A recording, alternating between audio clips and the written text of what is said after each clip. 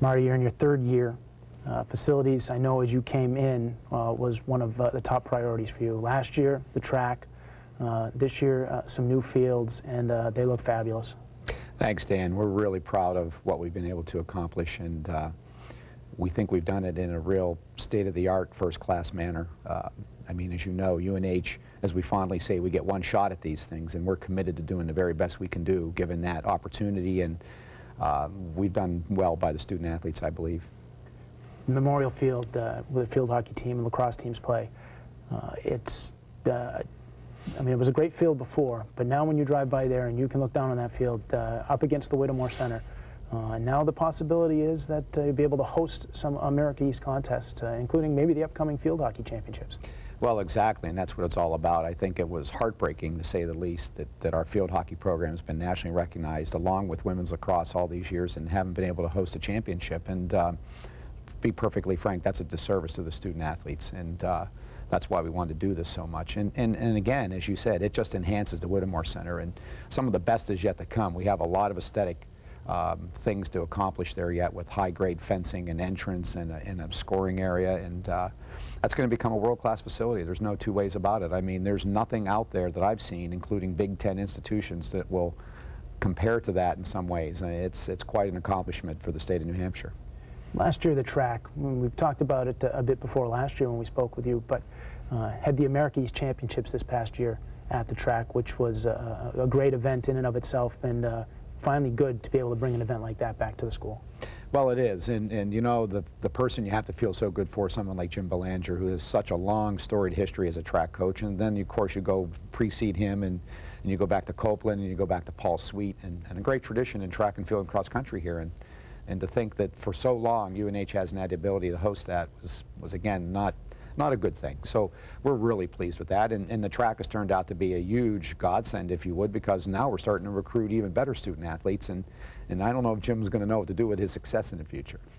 It's an important recruiting tool across the field for all these for all the sports with the new facilities. Driving into campus now, this big Wildcat logo on the football field really Right. stands out, a great identity for the university and for the athletic department.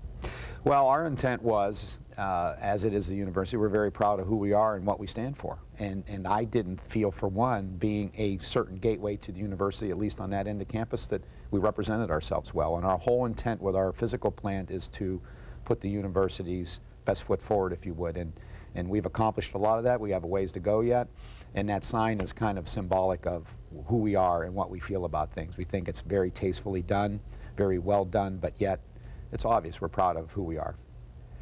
What's next in the grand scheme, next project that you'd like to see accomplished?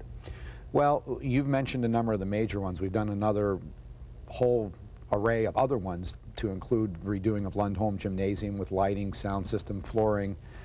We've really done a kind of a makeover, if you would, in the field house to make it much nicer, brighter, and cleaner. And I think we're in pretty good stead right now. What we've tried to do is give a little bit to each program, if you would, that each program has realized an improvement in their facilities. One great improvement we accomplished this summer is we built 4 new locker rooms for the women. And they just feel really good about coming to practice and play. I think we're in good stead for the time being. Clearly, a stadium is something we're talking about, and it's something that needs to be done. And I always make the distinction, we're not just talking about a football facility, we're talking about an athletics facility for the state of New Hampshire. We're the flagship athletics department in the state, and it's not going to be just football that's played there. We're going to have obviously high-end track meets, soccer games, lacrosse games, and attract a whole array of statewide affairs, track championships and such. So this stadium is an important component to what we're doing, and certainly to the state of New Hampshire. Bring up the football field as well. As part of the track renovations, the field itself has undergone a facelift to make it much more playable. The field looks absolutely gorgeous as well.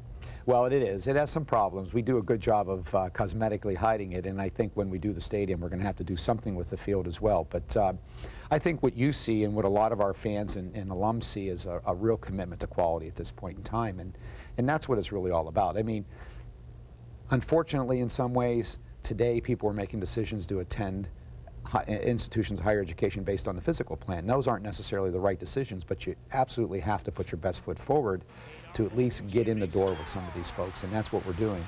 I think the most evident program to benefit from that is the hockey program with the Whittemore Center. We have great coaches, but the Whittemore Center certainly attracts the very best hockey players. Marty, thank you. Thank you, Dan.